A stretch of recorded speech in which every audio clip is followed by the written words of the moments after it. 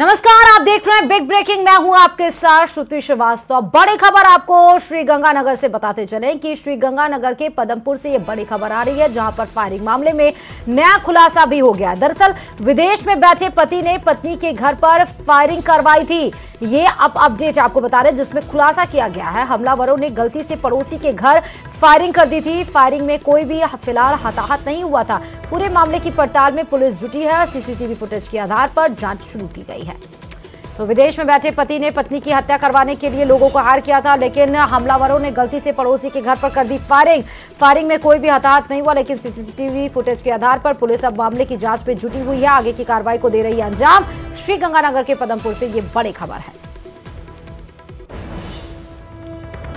एक बहुत ही निंदनीय घटना है जो दिन दिहाड़े गुंडागर्दी हो रही है। ये एक शरीफ आदमी है, अपनी ये दुकान पे बैठे थे और इनके किसी के साथ कोई भी व्यक्तिगत घटना, कोई भी दुश्मनी नहीं है। लेकिन अभी थोड़ा सा ये पता चला है कि इन्हीं के साथ जो मकान है निर्मल सिंह जी मिस्त्री जी का, उनकी भतीजी का डिस्प्यूट चल रहा है। वो 6 DD में मैरिड है। तो उसके फोन पे उसके हस्बैंड जो इटली में रहता है, उसने ये माना है कि ये काम मैंने करवाया है। लेकिन ये काम उसने करवाया, लेकिन ये एक निर्दोष आदमी चपेट में आते आते इसके बच्चे बच गए। अगर गेट खुले होते तो बहुत बड़ी घटना हो सकती थी। और झुंझुनू से भी बड़ी खबर आ रही है, जो आपको बताते चले कि झुंझुनू एसपी का इनामी राशि का आदेश बना है चर्चा का विषय। जी हां, वांछित अपराधी यानी कि वांटेड अपराधी पर एसपी ने 50 पैसे का इनाम घोषित किया है। सिंघाना थाने के वांछित अपराधी युकेश पर 50 पैसे का इनाम घोषित किया गया और ये इनाम एसपी ने घोषित किया है। इनामी राशि का आदेश अब सोशल मीडिया पर हो रहा है वायरल। ये तस्वीर भी आपको दिखा रहे हैं। देखिए 50 पैसे का कैसे एसपी ने वांछित अपराधी के ऊपर ये इनाम घोषित किया गया। एसपी देवेंद्र बिश्नोई ने ये बड़ा कदम उठाया है और इस जो वायरल आदेश है, इसको लेकर जो वीडियो वायरल हो रही है, उसको लेकर पुष्टि भी एसपी की तरफ से आ गई है। एसपी ने कहा है कि अपराधियों का महिमा मंडन रुके, इसलिए ये कदम उठाया गया। अपराधी पर 50 पैसे का इनाम घोषित इसीलिए किया गया है। तो बड़ी खबर आपको झुंझुनू से बता रहे हैं, 50 पैसे का इनाम घोषित किया गया है वांछित अपराधी के ऊपर। और ये 50 पैसे का इनाम अब वीडियो भी वायरल हो रहा है। इस पर एसपी देवेंद्र बिश्नोई का भी पुष्टि आ चुकी है। उन्होंने कहा है कि महिमा मंडन अपराधियों का रुके, इसलिए ये बड़ी पहल की गई है पुलिस की तरफ से, महकमे की तरफ से।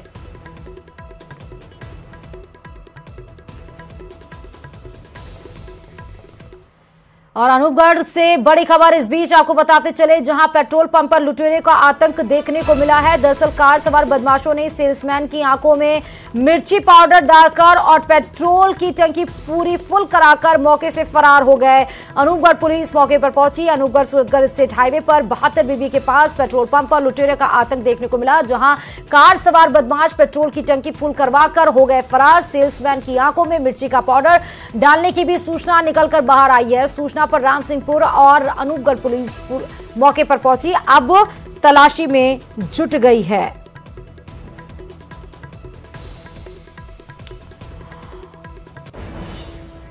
और खबरों में आगे बढ़ते हुए बताते चले कि राजस्थान रोडवेज ने भरतपुर डिपो से एक नवाचार की शुरुआत की है।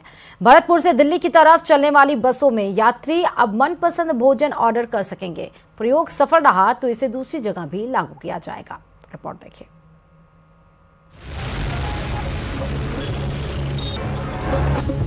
सफर होगा सुहाना, मिलेगा मनपसंद खाना। बस में सफर करते हुए अगर भूख लग जाए तो ड्राइवर कंडक्टर का मुंह देखना पड़ता है, उसके भाव भंगिमाएं पढ़नी पड़ती हैं। कब वो ढाबे पर गाड़ी रोके और कब पेट पूजा की जाए। लेकिन अब ऐसा नहीं होगा। जल्द ही रोडवेज बस में सवार यात्री भी मोबाइल से खाना ऑर्डर कर सकेगा। जो भी व्यक्ति राजस्थान राज्य पथ परिवहन निगम की बस में ट्रैवल कर रहा है, वो अपनी सीट नंबर, टिकट नंबर, अन्य कुछ डिटेल डाल करके जो रास्ते में कोई भी आगामी आधे घंटे बाद या घंटे भर बाद या कोई भी ढाबा या जो संस्था आएगी, उसमें अपना भोजन को बुक करा सकता है। इससे एक राजस्थान राज्य पथ परिवहन निगम ने एक निजी कंपनी से अनुबंध किया है। इसके तहत पहले चरण में लोहागढ़ आगार में पायलट प्रोजेक्ट शुरू किया गया है, जल्द ही राजस्थान रोडवेज से अनुबंधित दूसरे होटलों और ढाबों में ये सुविधा लागू कर दी जाएगी। मिली जानकारी के मुताबिक रोडवेज ने मील ऑन रोड कंपनी से अनुबंध कर लिया है। इसके तहत मथुरा दिल्ली मार्ग पर स्थित न्यू बाके बिहारी और जस्सी चौधरी ढाबे पर इस पायलट प्रोजेक्ट को शुरू किया गया है। पहले चरण में कंपनी होटल ढाबों में साफ सफाई की व्यवस्था बेहतर बनाएगी, जो भी कमी होगी उन्हें दुरुस्त कराएगी। प्रायोगिक तौर पर ये हमने भरतपुर से दिल्ली मथुरा ये जो रूट है इसी पे शुरू की है। इन समस्त बसों के साथ हमने ये प्रयोग करना शुरू कर दिया है। 1 महीने पश्चात जैसे भी रिजल्ट होंगे उसका विश्लेषण करके पूरे राजस्थान में इसको लागू किया जाएगा। लेकिन इस नवाचार को लेकर विभाग ज्यादा उत्साहित नहीं है। ये एक कोशिश है जिससे बसों पर नजर रखी जा सकती है। पॉश मशीन के जरिए यात्री के पास ज्यादा ऑप्शन भी नहीं होंगे, क्योंकि खाना वही खाना है जहां बस रुकेगी। चलती बस को कहीं भी खाने के लिए रोका नहीं जाएगा। जब बस पहले से ही वहीं रुक रही तो यात्री पहले से बुक क्यों करवाएगा? वो बस रुकने पर भी खाना खा सकता है। फिलहाल इस प्रयोग की लंबी उम्र नजर नहीं आती है और पूरे रोडवेज में लागू करने पर भी दुविधा बनी हुई है। न्यूज़ 18 राजस्थान के लिए जयपुर से आसिफ खान की रिपोर्ट।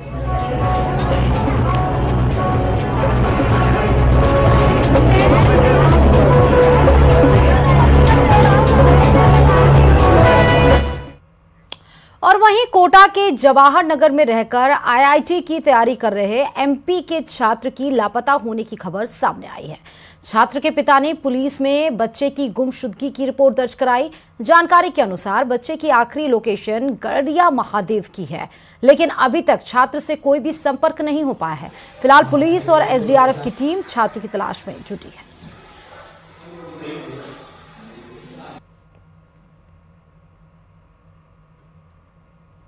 फ़ोन आया था मेरे पास में कि उनका बच्चा जो है वो बगैर किसी को कहे सुने कमरे से निकल गया है, कोचिंग में भी नहीं गया है। इस पर उसकी तलाश चालू करी गई थी। जो थाना जवाहर नगर का ये मैटर है, तो एसएचओ जवाहर नगर और सीओ प्रथम भवानी सिंह इंदा और उनकी टीम जो है कल से लगातार इस बच्चे की तलाश में घूम रहे हैं।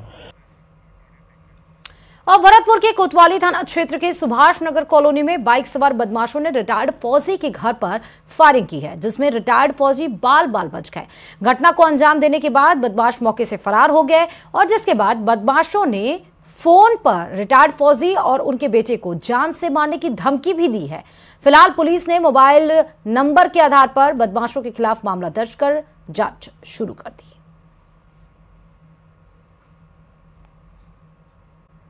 बीच बूंदी से बड़ी खबर आपको बताते चलें कि शादी समारोह में बच्चा चोर गिरोह हुआ है सक्रिय। जी हां, धनवा रिजॉर्ट से 25 लाख के आभूषण चोरी कर पीड़ित परिवार ने मामला दर्ज कराया है। पुलिस बच्चा चोर गिरोह की तलाश में जुट गई।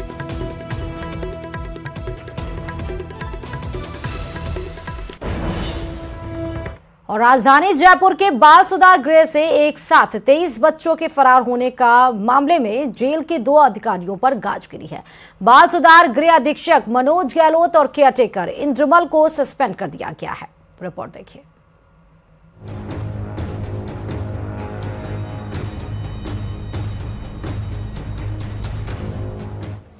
आधी रात में की प्लानिंग, खिड़की तोड़ी, हो गए फरार। तो अपने 376 के भी हैं, पॉक्सो के भी हैं, चोरी के भी हैं, ज्यादातर चोरी के केसेस हैं और सभी तरह के अपराध हैं इसमें। 22 बाल अपचारी हुए फुर।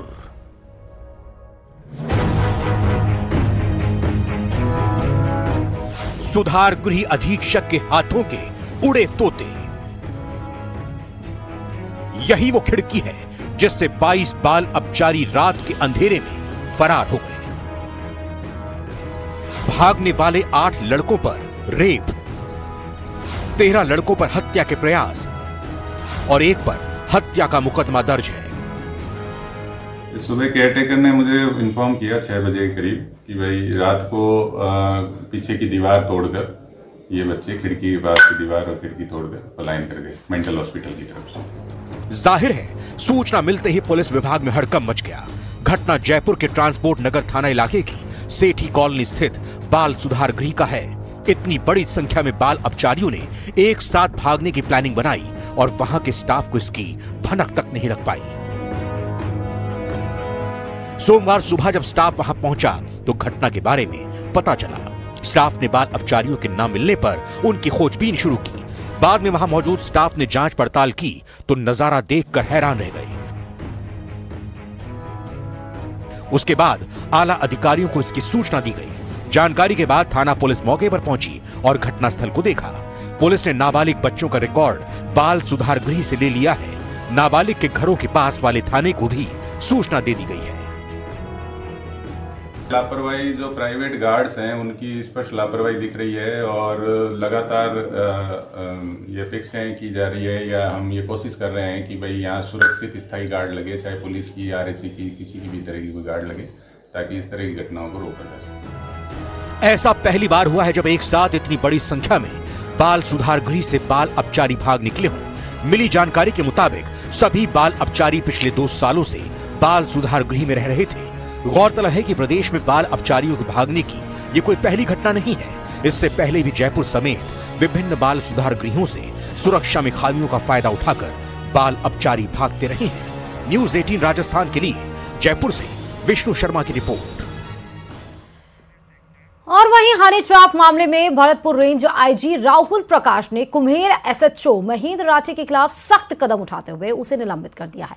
निलंबन की कार्रवाई के बाद एसएचओ महेंद्र राठी का मुख्यालय करौली किया गया और पुलिस ने हनी ट्रैप मामले में अब तक 8 आरोपियों को गिरफ्तार कर चुकी है। एसएचओ समेत कई कांस्टेबल को शिकार बनाने के लिए 2 सगी बहनों ने जाल बिछाया था और करीब 1 करोड़ से अधिक की राशि भी हड़प ली थी।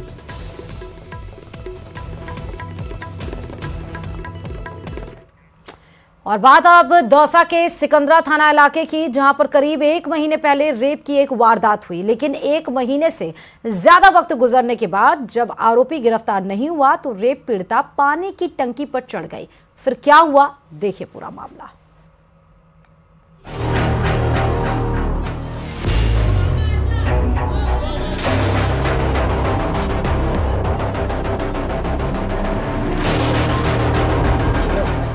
इंसाफ के लिए टंकी पर चढ़ी रेप पीड़िता।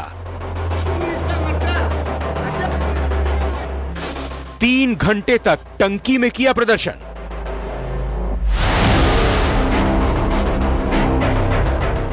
करीब 3 घंटे की मशक्कत के बाद पुलिस रेप पीड़िता को टंकी से उतारने में कामयाब रही। लेकिन सवाल यह है कि आखिर रेप पीड़िता टंकी पर चढ़ी क्यों?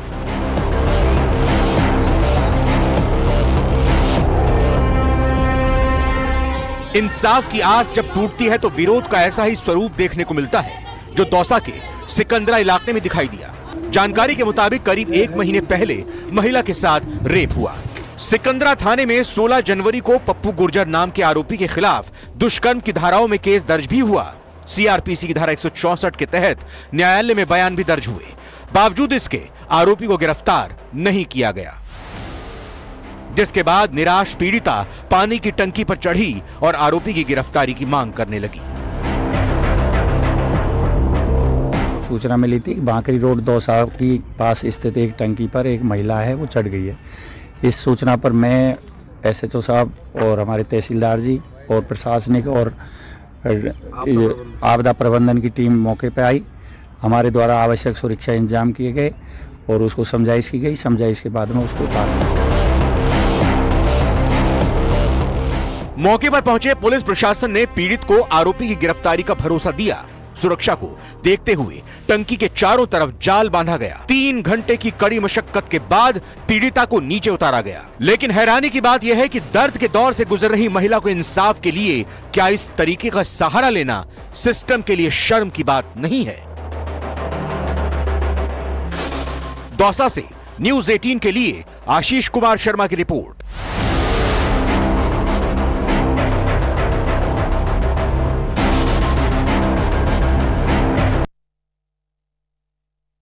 और अलवर के राजीव गांधी अस्पताल में मरीजों को लगातार अव्यवस्थाओं का सामना करना पड़ रहा है। डॉक्टर से जांच करवाने के बाद जब मरीज दवा के लिए फार्मेसी में पहुंचते हैं तो उन्हें घंटों दवाई लेने के लिए लंबी लाइन में लगना पड़ता है। साथ ही अस्पताल में अनुभवहीन फार्मासिस्ट होने के कारण मरीजों को सही दवाई भी नहीं मिल पा रही है। ये मतलब यार अगर 6-6 घंटे भी नया आदमी बिठा रखा हूँ, मतलब दवाई ना दे रहा सही तरीका से। ये जितना भी आदमी है मतलब हूँ बिठा रखा है जो सारा नया है, और जो मतलब वो दवाई देने आदमी है ना वो सारा दूर बैठा रहा, मतलब याद लगा मतलब परेशानी ये है मैन कर्मचारी दूर बैठे हैं। हाँ बिल्कुल, मतलब दूर बैठा है। और नहीं तमाम खबरों के साथ इस बुलेटिन में फिलहाल इतना ही, और खबरों के लिए देखते रहिए News 18 राजस्थान।